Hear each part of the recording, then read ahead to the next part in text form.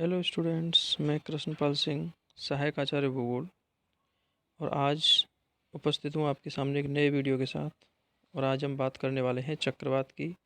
चक्रवात, उसकी प्रमुख विशेषताएं और चक्रवात के प्रकार।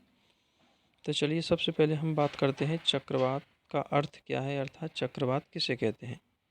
तो चक्रवात न्यून वायुदाब के केंद्र होते हैं जिसके चारों ओर वायुदाब क्रम से बढ़ता जाता है तथा हवाएं बाहर से केंद्र की ओर चलती हैं, और ये हवाएं फेरल के नियमानुसार उत्तरी गोलार्ध में एंटी क्लॉकवाइज अर्थात घड़ी की सुई के विपरीत दिशा में, और दक्षिणी गोलार्ध में क्लॉकवाइज अर्थात घड़ी की सुई के अनुकूल दिशा में प्रवाहित होती हैं।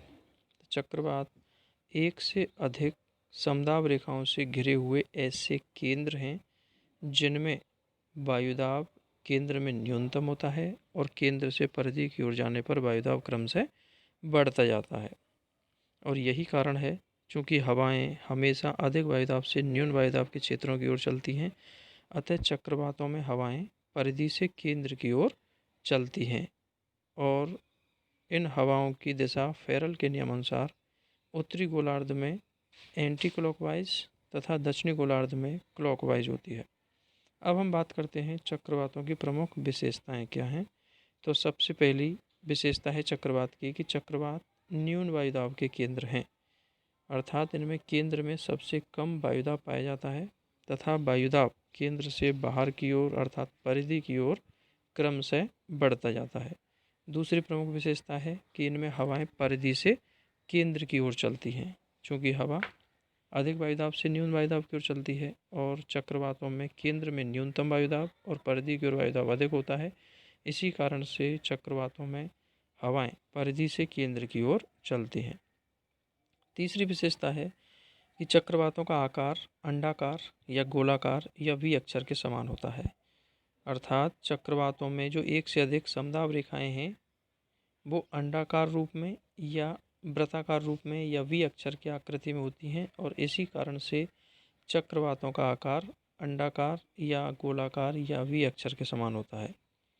चौथा प्रमुख विशेषता है चक्रवातों की कि चक्रवात मौसम को प्रभावित करते हैं, जिससे वायुदाब का गिरना, चंद्रमा और सूर्य की तरफ प्रभामंडल का स्थापित होना और तीव्र वर्षा होना, ये चक्रवातों के प्रभाव होते हैं। चक्रवात जिन क्षेत्रों में पहुंचते हैं उन क्षेत्रों के मौसम को बड़े स्तर पर प्रभावित करते हैं, और चक्रवात के पहुंचने पर गंतव्य स्थान पर वायुदाब घट जाता है, क्योंकि चक्रवातों के केंद्र में न्यून वायुदाब है। अतः चक्रवातों के पहुंचने पर गंतव्य स्थान पर वायुदाब गिर जाता है, और सूर्य और चंद्रमा के चारों ओर प्रभामंडल, जो कि पक्षावकाशी बादलों के द्वारा बनता है, वो प्रभामंडल चारों ओर छा जाता है, अर्थात सूर्य और चंद्रमा के चारों ओर बादलों का एक घेरा जैसा बन जाता है, जिसे हम प्रभामंडल या हेलो के नाम से भी जानते हैं। तथा चक्रवातों में चूँकि हवा जो है नीचे से ऊपर की ओर जाती है, और यही कारण है कि चक्रवातों के पहुंचने पर गंतव्य स्थानों में तीव्र वर्षा होती है। तो ये चक्रवात के मौसम संबंधी प्रभाव हैं। और अगले प्रभाव की हम बात करते हैं। अगली विशेषता चक्रवात की कि चक्रवातों में हवाएं उत्तरी गोलार्ध में एंटी क्लॉकवाइज और दक्षिणी गोलार्ध में क्लॉकवाइज होती है।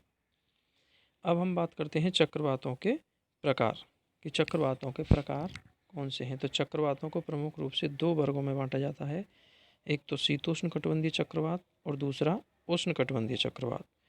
तो सबसे पहले हम शीतोष्णकटिबंधीय चक्रवातों की बात करें। जैसा कि नाम से स्पष्ट है, ये चक्रवात प्रमुख रूप से शीतोष्णकटिबंधीय क्षेत्रों में अर्थात मध्य अक्षांशीय क्षेत्रों में उत्पन्न होते हैं, जहाँ ध्रुवीय क्षेत्रों से आने वाली ठंडी हवाएं तथा भूमध्य रेखीय क्षेत्रों से आने वाली उष्ण हवाएं आपस में मिलती हैं, और मिलने से वाताग्रों का निर्माण होता है, और इन वाताग्रों के कारण ही शीतोष्णकटिबंधीय क्षेत्रों में चक्रवातों की उत्पत्ति होती है, और यही कारण है कि वाताग्रों को चक्रवातों का पालना भी कहा जाता है।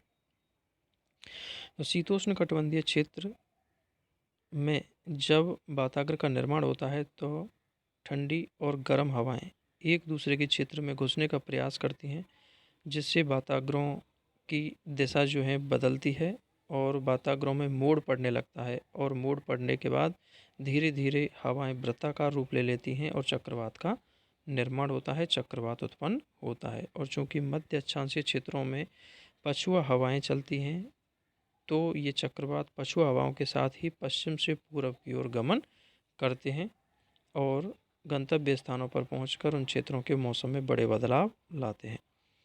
अब हम बात करते हैं उष्णकटिबंधीय चक्रवातों की। तो उष्णकटिबंधीय चक्रवात उष्णकटिबंधीय इलाकों में पैदा होते हैं और उष्णकटिबंधीय चक्रवात प्रमुख रूप से कर्क और मकर रेखा के आसपास के क्षेत्रों में उत्पन्न होते हैं, जहां उष्ण हवा नीचे से ऊपर की ओर संवहन के रूप में गति करती है और हवाएं जब संवहन के रूप में नीचे से ऊपरी वायुमंडल की ओर चली जाती हैं तो धरातलीय क्षेत्रों में न्यून वायुदाब के केंद्र बन जाते हैं और उन न्यून वायुदाब के केंद्रों की ओर चारों ओर से हवाएं झपटती हैं तेजी से, जिसके कारण वहां चक्रवात का निर्माण होता है और इस प्रकार से उष्णकटिबंधीय चक्रवातों की उत्पत्ति होती है। उष्णकटिबंधीय चक्रवात प्रमुख रूप से सागरीय क्षेत्रों में ग्रीष्मकाल में उत्पन्न होते हैं, जबकि शीतोष्णकटिबंधीय चक्रवातों की उत्पत्ति प्रमुख रूप से स्थलीय क्षेत्रों में शीतकाल में होती है।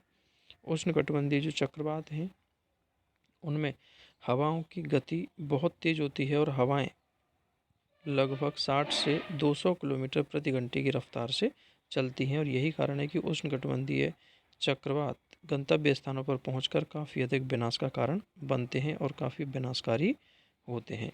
उष्णकटिबंधीय चक्रवात जो है जिन क्षेत्रों में पहुंचते हैं तो वहां उनको अलग अलग नामों से जाना जाता है। जैसे संयुक्त राज्य अमेरिका में इनको हरिकेन के नाम से जाना जाता है, पूर्वी चीन सागर में टाइफून के नाम से जाना जाता है। तो इस प्रकार से ये चक्रवातों के बारे में सामान्य जानकारी थी। उम्मीद करता हूँ कि आपको चक्रवातों के बारे में महत्वपूर्ण जानकारी इस वीडियो से आपको मिली होगी और मेरा ये वीडियो आपको पसंद आया होगा। यदि मेरा ये वीडियो आपको पसंद आया हो तो इसे शेयर और लाइक अवश्य करें तथा मेरे चैनल को सब्सक्राइब करें। धन्यवाद।